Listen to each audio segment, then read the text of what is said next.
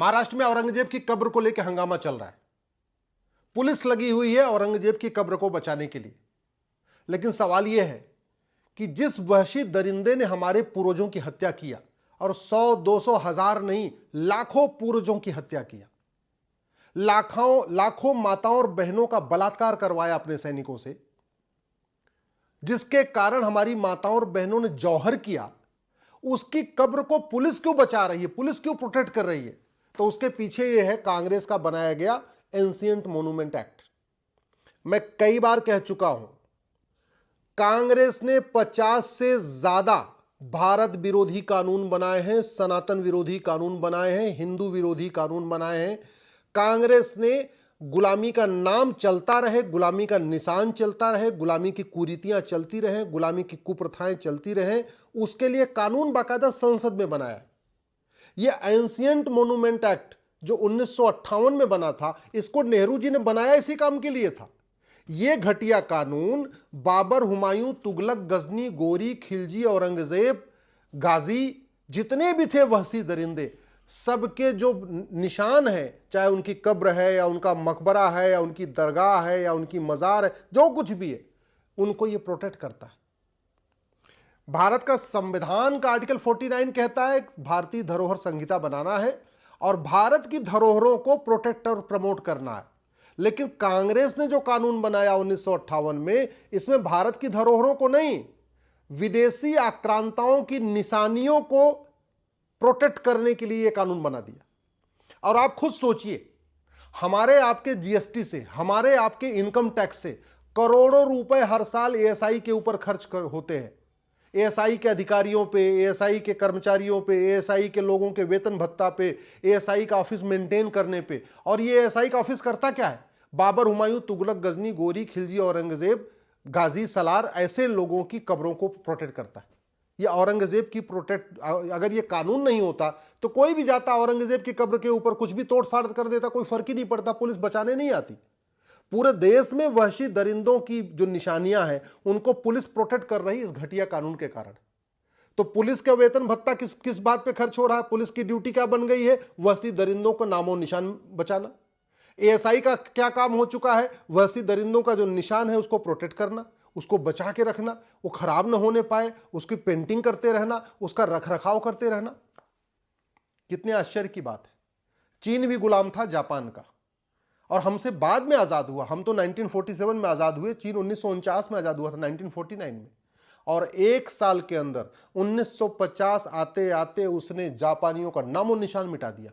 न किसी जापानी के नाम पे सड़क, न किसी जापानी के नाम पे मोहल्ला, न किसी जापानी के नाम पे कोई गली, न उनके सिलेबस में किसी जापानी का नाम।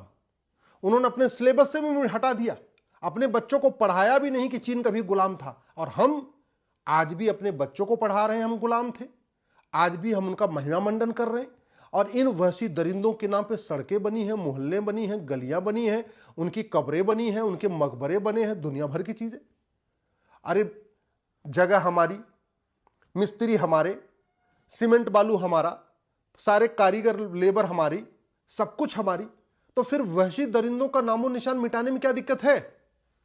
आए, लूटे, तोड़े, खाए, सोना चांदी लूटा, मठ मंदिर तोड़ा, हत्या किया, बलात्कार किया, उनका नामो निशान मिटाइए। लेकिन नामो निशान मिटाने के पहले इस कानून को मिटाना पड़ेगा। यह कानून बीच में बाधा है।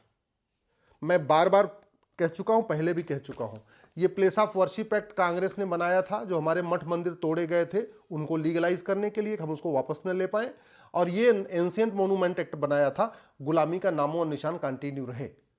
इसी घटिया कानून के कारण जिस मुर्शीद खान ने मुर्शिदाबाद बना दिया, उसकी कब्र को हम तोड़ नहीं सकते।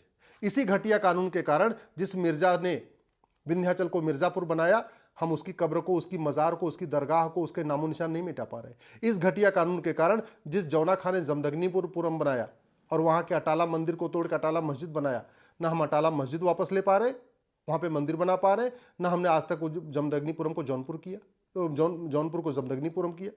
तो ऐसे वहशी दरिंदे, मुजफ्फर खां हुआ जिसने विदेह को मुजफ्फरपुर बना दिया, या होशियार खां जिसने विराट को होशियारपुर बना दिया, या गाजी खां जिसने गजप्रस को गाजियाबाद बना दिया, या फरीद खां जिसने तिलप्रस को फरीदाबाद बना दिया, या फरूख खां जिसने पांचाल को फरुखाबाद बना दिया, या मुराद खां जिसने रामगंगानगर को मुरादाबाद बना दिया, या बेगू खां, या शरीफुद्दीन, या दरभंग खां, या जमाल खां, या अहमद शाह जिसने कर्णावती को अहमदाबाद बना दिया।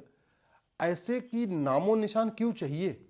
मैं सरकार से निवेदन कर रहा हूं, कांग्रेस के द्वारा बनाए गए एंशिएंट मोनूमेंट एक्ट 1958 और प्लेस ऑफ वर्शिप एक्ट 1991, इन दोनों कानूनों को खत्म करिए। एक भारतीय नामकरण संहिता बनाइए और भारत में जो 1000 स्थानों का नाम वहशी दरिंदों के नाम पे चल रहा है उनको खत्म कर दीजिए। भारत में किसी सड़क का नाम, किसी गली का नाम, किसी मोहल्ले का नाम, किसी बिल्डिंग का नाम, किसी तहसील का नाम, किसी जिले का नाम, किसी शहर का नाम किसी भी वहशी दरिंदे के नाम पे नहीं होना चाहिए, क्योंकि उन्होंने एक भी शहर नया बसाया नहीं था, एक भी गांव नया बसाया नहीं था, उन्होंने बसे बसाए शहरों का नाम बदला था। और ऐसे ही ये प्लेस ऑफ वर्शिप एक्ट खत्म करिए और वहशी दरिंदों जितने हमारे मठ मंदिर तोड़े थे उनको रिस्टोर हम कर सके, उसके लिए भारतीय एक धर्मस्थल संहिता बनाइए, एक भारतीय धरोहर संहिता बनाइए, एक भारतीय नामकरण संहिता बनाइए और गुलामी का नामो निशान मिटाइए। ये जब तक कानून नहीं खत्म होंगे तब तक ये हंगामा चलता रहेगा। इसलिए मैं कहता हूं 1950 के बाद जो कांग्रेस ने घटिया 50 कानून बनाए हैं उन 50 कानूनों को खत्म करिए, और 1950 से पहले जो अंग्रेजों ने कानून बनाया था जिसमें से 222 कानून आज भी चल रहे हैं, उन सभी 222 कानूनों को खत्म करिए।